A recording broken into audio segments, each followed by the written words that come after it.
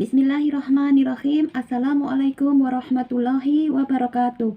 Sebelumnya, perkenalkan saya Ani Prihatini dengan NIM 28920500093 dari Prodi Manajemen Fakultas Ekonomi dan Bisnis Universitas Pancasakti, Bekasi.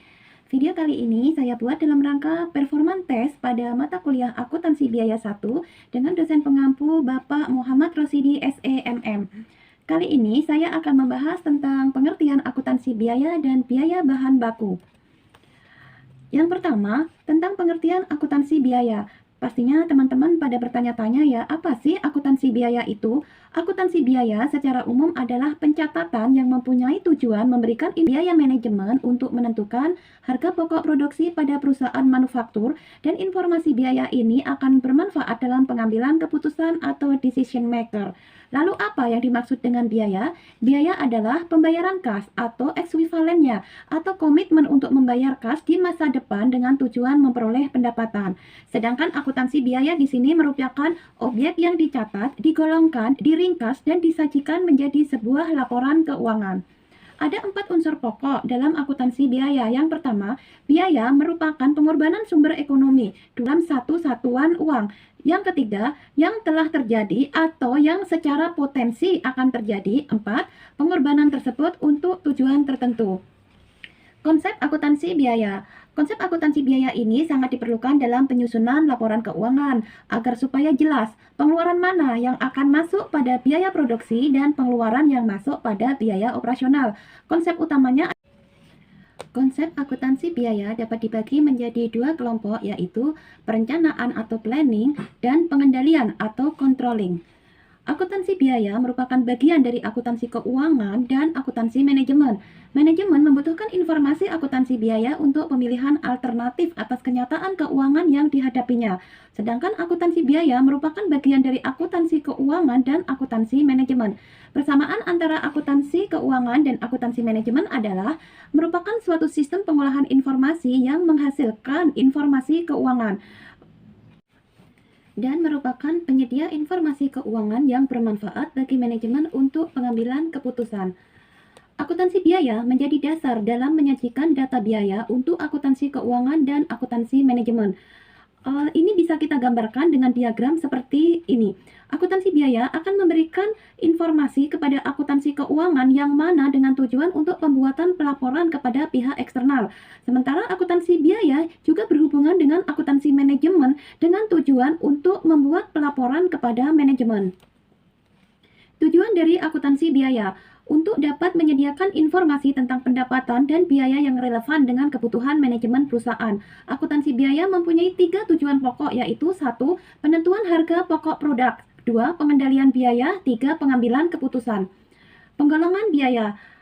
Biaya dapat digolongkan menjadi beberapa bagian. Yang pertama, berdasarkan objek pengeluaran. Dalam hal ini, nama objek pengeluaran merupakan dasar penggolongan biaya. Misalnya nama objek pengeluarannya adalah biaya gaji atau upah. Yang kedua, berdasarkan fungsi pokok dalam perusahaan. Dalam perusahaan manufaktur ada 3 fungsi pokok, yaitu fungsi produksi, fungsi pemasaran, fungsi administrasi, dan umum. Berdasarkan fungsi pokok dalam perusahaan tersebut, maka dalam perusahaan manufaktur, biaya dapat dikelompokkan lagi menjadi 3 bagian, yaitu biaya produksi, yang mana biaya produksi ini merupakan biaya-biaya yang terjadi untuk mengolah bahan baku menjadi produk jadi yang siap untuk dijual. Biaya produksi ini terbagi menjadi 3 bagian menurut objek pengeluarannya, yaitu biaya bahan baku, biaya tenaga kerja langsung, dan biaya overhead pabrik. Yang kedua, biaya pemasaran merupakan biaya yang terjadi untuk melaksanakan kegiatan pemasaran produk. Yang ketiga, biaya administrasi dan umum ini merupakan biaya untuk mengkoordinasikan kegiatan produksi dan pemasaran produk. Yang ketiga, penggolongan biaya berdasarkan hubungan biaya dengan sesuatu yang dibiayai. Dalam hal ini, sesuatu yang dibiayai dapat berupa produk atau departemen. Dalam hubungannya dengan sesuatu yang dibiayai, biaya dapat dikelompokkan menjadi 2 golongan, yaitu biaya langsung dan biaya tidak langsung. Biaya tidak langsung di sini dalam hubungannya dengan produk disebut juga dengan istilah biaya overhead pabrik. Yang keempat, penggolongan biaya berdasarkan perilaku biaya dalam hubungannya dengan perubahan volume kegiatan. Biaya dapat digolongkan menjadi 3 jenis, yaitu biaya variabel, biaya tetap, dan biaya semi variabel. Biaya variabel atau variable cost adalah biaya yang jumlahnya berubah-ubah sebanding dengan volume kegiatan. Semakin besar kegiatan produksi, semakin besar pula biaya variabel, dan semakin kecil kegiatan produksi, maka semakin kecil pula biaya variabelnya. Biaya tetap adalah biaya yang jumlahnya tetap dalam kisar volume kegiatan tertentu. Maksudnya di sini adalah besar kecilnya tetap sama sekali tidak terpengaruh pada volume kegiatan. Biaya semi variabel adalah biaya yang jumlahnya berubah-ubah namun perubahannya tidak sebanding dengan perubahan volume kegiatan. Penggolongan biaya yang kelima berdasarkan jangka waktu manfaatnya. Atas dasar jangka waktu manfaatnya, biaya dibagi menjadi dua bagian, yaitu yang pertama pengeluaran modal adalah biaya yang mempunyai manfaat lebih dari satu periode akuntansi. Biasanya satu periode akuntansi adalah 1 tahun. Yang kedua, pengeluaran pendapatan adalah biaya yang hanya mempunyai manfaat dalam periode akuntansi terjadinya pengeluaran tersebut. Pada saat terjadinya pengeluaran pendapatan ini dibebankan sebagai biaya dan dipertemukan dengan pendapatan yang diperoleh dari pengeluaran biaya tersebut. Penggolongan biaya yang keenam berdasarkan kegiatan operasional. Biaya operasional digolongkan menjadi dua golongan, yaitu biaya produksi dan biaya non-produksi. Biaya produksi terdiri dari biaya bahan baku, biaya tenaga kerja, dan biaya tak langsung. Biaya non-produksi terdiri dari biaya penjualan dan biaya administrasi dan umum. Proses produksi. Salah satu tujuan akuntansi biaya adalah untuk menentukan harga pokok produk. Untuk dapat menentukan harga pokok produk, maka perlu memahami proses pembuatan produk. Dalam menghitung biaya produksi, akuntansi biaya harus mengikuti proses pengolahan bahan baku menjadi produk jadi. Setiap tahap pengolahan bahan baku memerlukan pengorbanan sumber ekonomi, sehingga akuntansi biaya harus mengikuti proses pengolahan bahan baku menjadi produk jadi. Setiap pengolahan bahan baku memerlukan pengorbanan sumber ekonomi, sehingga akuntansi biaya yang digunakan untuk mencatat setiap sumber ekonomi yang dikorbankan dalam setiap tahap pengolahan tersebut untuk menghasilkan informasi biaya produksi yang dikonsumsi dalam menghasilkan produk. Metode penentuan harga pokok produksi merupakan suatu metode harga pokok produksi dengan cara memperhitungkan unsur-unsur biaya ke dalam harga pokok produksi dengan menggunakan dua pendekatan, yaitu full costing dan variable costing. Laporan laba rugi. Dalam menyajikan laporan laba rugi perusahaan produksi atau manufaktur, pengorbanan yang dikeluarkan dikelompokkan ke dalam 3 golongan. Yang pertama, pengorbanan sumber ekonomi untuk mengolah bahan baku menjadi produk jadi. Kelompok ini disebut dengan biaya produksi. Yang kedua, pengorbanan sumber ekonomi untuk kegiatan pemasaran produk jadi. Kelompok ini disebut dengan biaya pemasaran. Yang ketiga, pengorbanan sumber ekonomi untuk kegiatan selain produksi dan pemasaran produk. Kelompok ini disebut dengan biaya administrasi dan umum. Siklus akuntansi biaya dalam perusahaan manufaktur bisa digambarkan dengan diagram seperti ini. Metode pengumpulan harga pokok. Yang pertama, metode harga pokok pesanan atau yang sering kita sebut dengan job order cost method. Pada metode ini, produk yang dihasilkan bentuknya tergantung dari spesifikasi pemesan.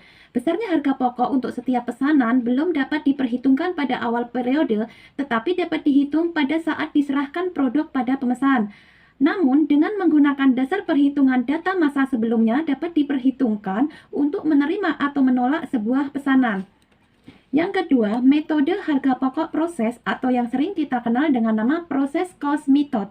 Pada periode ini mempunyai karakter bahwa produk yang dihasilkan bentuknya homogen dipengaruhi oleh spesifikasi yang diminta oleh pembeli. Penentuan harga pokok produk tidak begitu sulit dibandingkan dengan harga pokok pesanan. Pada prakteknya, sebuah perusahaan sih dapat mengkombinasikan kedua metode tersebut tergantung kemampuan dari manajemen dalam menghasilkan suatu produk. Untuk bab yang kedua akan saya bahas mengenai biaya bahan baku. Unsur biaya pembentuk harga pokok bahan baku. Untuk memperoleh bahan baku, perusahaan tidak hanya mengeluarkan biaya sejumlah pembelian bahan baku saja, tapi juga mengeluarkan biaya-biaya pembelian, pergudangan, dan biaya perolehan lainnya. Sistem pembelian terdiri dari prosedur-prosedur sebagai berikut. 1. Prosedur permintaan pembelian bahan baku. Yang kedua, prosedur order pembelian. Ketiga, prosedur penerimaan bahan baku. Yang keempat, prosedur pencatatan bahan baku di bagian gudang. Menurut prinsip akuntansi yang lazim, semua biaya yang terjadi untuk memperoleh bahan baku untuk menempatkannya dalam keadaan siap diolah merupakan unsur bahan baku yang dibeli. Harga pokok bahan baku terdiri dari harga yang tercantum dalam faktur pembelian, ditambahkan dengan biaya-biaya pembelian dan biaya-biaya yang dikeluarkan untuk menyiapkan bahan baku tersebut ke dalam suatu keadaan yang siap untuk diolah. Penentuan harga pokok bahan produksi dipakai produksi. Karena dalam satu periode akuntansi sering sekali terjadi fluktuasi harga, maka harga beli bahan baku juga berbeda dari pembelian pertama dengan pembelian berikutnya. Sehingga bahan baku yang ada di gudang mempunyai harga pokok satuan yang berbeda-beda. Maka hal tersebut dapat menimbulkan masalah dalam penentuan harga pokok bahan baku yang dipakai dalam produksi. Terdapat dua metode pencatatan persediaan bahan baku, yaitu satu, metode mutasi persediaan. Setiap mutasi persediaan dicatat dalam kartu persediaan. Metode ini cocok digunakan dalam penentuan biaya bahan baku dalam perusahaan yang harga pokok produksinya dikumpulkan dengan metode harga pokok pesanan. Yang kedua, metode persediaan fisik. Hanya tambahan bahan baku dari pembelian yang dicatat, sedangkan mutasi berkurangnya bahan baku karena pemakaian tidak dicatat dalam kartu persediaan. Metode ini cocok digunakan dalam penentuan biaya bahan baku dalam perusahaan yang harga pokok produksinya dikumpulkan dengan metode harga pokok proses. Dalam penentuan harga pokok bahan baku yang dipakai dalam produksi, harus mengetahui aliran harga bahan baku yang dipakai dalam produksi, yaitu yang pertama, metode identifikasi khusus. Dalam metode ini, setiap jenis bahan baku yang ada di gudang harus diberi tanda pada harga pokok persatuan pada setiap bahan baku.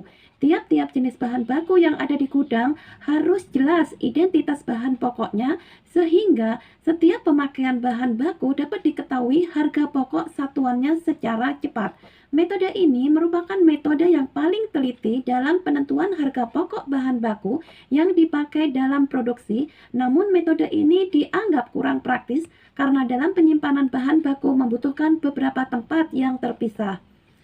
Yang kedua, metode masuk pertama, keluar pertama, atau lebih terkenal dengan istilah first in, first out, atau dengan istilah lagi MPKP. Metode MPKP menentukan biaya bahan baku dengan anggapan bahwa harga pokok persatuan bahan baku pertama masuk dalam gudang digunakan untuk menentukan harga bahan baku yang pertama kali dipakai.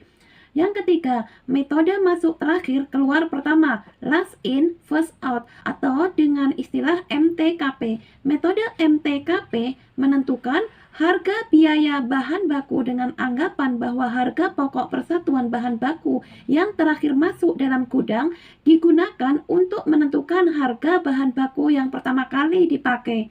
Yang keempat, metode rata-rata bergerak atau average. Dalam metode ini, persediaan bahan baku yang ada di gudang dihitung harga pokok rata-ratanya dengan cara membagi total harga pokok dengan jumlah satuannya. Masalah-masalah khusus bahan baku. Dalam hal ini akan membahas akuntansi biaya bahan baku jika terjadi 1. Sisa bahan, 2. Produk cacat, 3. Produk rusak. Yang pertama tentang sisa bahan. Apabila dalam proses produksi terdapat sisa bahan, masalah yang timbul adalah bagaimana memperlakukan hasil penjualan sisa bahan tersebut, yaitu dengan cara sebagai berikut. 1. Sebagai pengurang bahan baku yang dipakai dalam pesanan yang menghasilkan sisa bahan tersebut.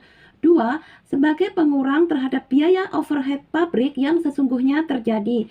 3. Sebagai penghasilan di luar usaha. Yang kedua, produk cacat.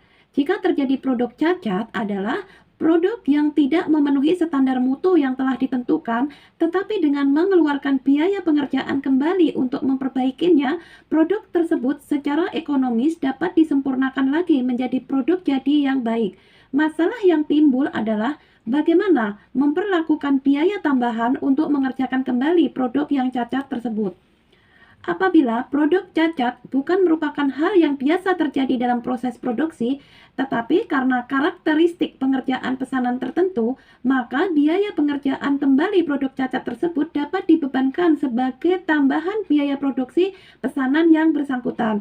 Tetapi Apabila produk cacat tersebut merupakan hal yang biasa terjadi dalam proses produksi, maka biaya pengerjaan kembali dapat dibebankan kepada seluruh produksi dengan cara memperhitungkan biaya pengerjaannya kembali tersebut ke dalam tarif biaya overhead pabrik. Yang ketiga, jika terjadi produk rusak. Produk rusak adalah produk yang tidak memenuhi standar mutu yang telah ditetapkan, yang secara ekonomis tidak dapat diperbaiki menjadi produk yang baik. Produk rusak merupakan produk yang telah menyerap biaya beban, biaya tenaga kerja, dan biaya overhead pabrik. Perlakuan produk rusak adalah tergantung dari sifat sebab terjadinya. Jika produk rusak terjadi karena sulitnya mengerjakan pesanan tertentu atau faktor luar biasa yang lain, maka harga pokok produk rusak dibebankan sebagai tambahan harga pokok produk yang baik dalam pesanan yang bersangkutan. Jika produk rusak tersebut masih laku dijual, maka hasil penjualannya diperlakukan sebagai pengurang biaya produksi pesanan yang menghasilkan produk rusak tersebut. Tetapi, jika produk rusak merupakan hal yang normal terjadi dalam proses pengolahan produk, maka kerugian yang timbul sebagai akibat terjadinya produk rusak dibebankan kepada produksi secara keseluruhan dengan cara memperhitungkan kerugian tersebut di dalam tarif biaya overhead pabrik. Mencatat nilai jual produk rusak dikurangkan dari biaya produksi pesanan yang bersangkutan. Demikianlah presentasi yang bisa saya sampaikan pada hari ini. Semoga bisa memberikan manfaat buat semuanya. Terima kasih. Wassalamualaikum warahmatullahi wabarakatuh.